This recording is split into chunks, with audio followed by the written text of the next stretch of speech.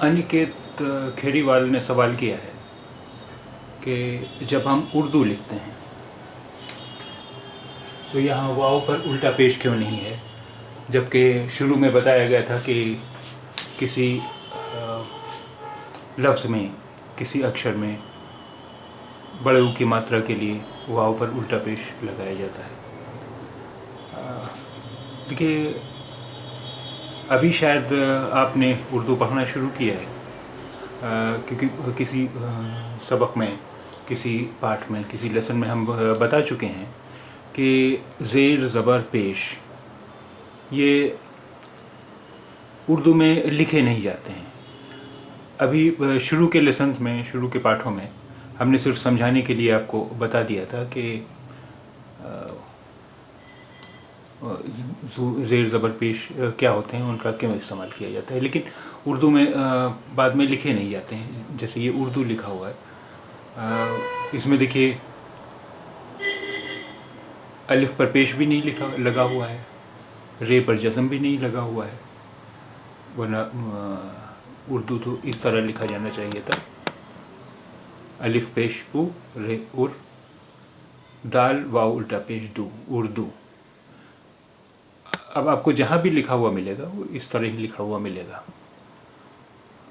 आप कहीं कोई किताब पढ़ेंगे या कोई अखबार पढ़ेंगे तो आपको ज़ेर ज़बर पेश वगैरह नहीं मिलेंगे। जैसे इस अखबार की देखिए एक हेडिंग पढ़िए,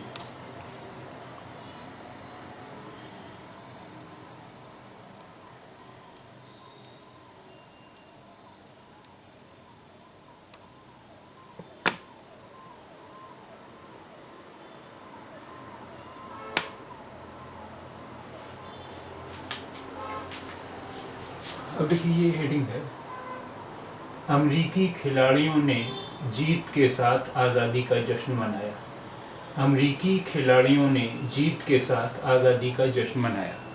अब इसमें कहीं भी ज़ेर ज़बर पेश नहीं लगा हुआ है, जबकि अलिफ पर ज़बर होना चाहिए था,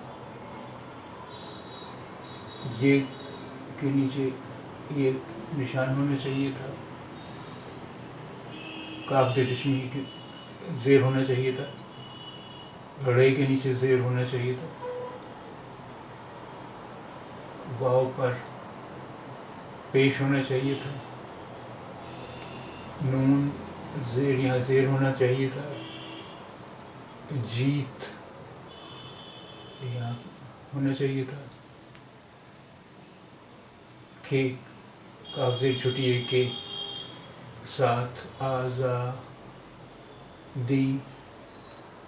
का जीम पर ज़बर होना चाहिए था, शीन पर जज़म होना चाहिए था, मीम पर ज़बर होना चाहिए था।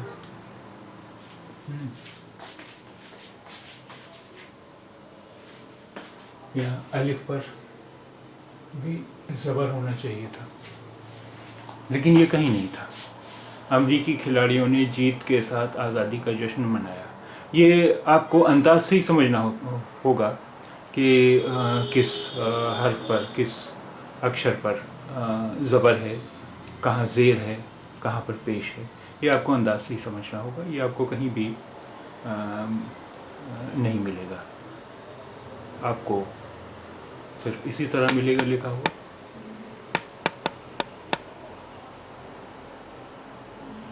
कहीं भी ज़ेर ज़बर पेश नहीं लगा हुआ, कहीं भी ज़ेर ज़बर पेश नहीं लगा हुआ। ये आपको अंदाज से ही समझना होगा कि कहाँ पर ज़बर है, कहाँ पर ज़ेर है, कहाँ पर पेश है।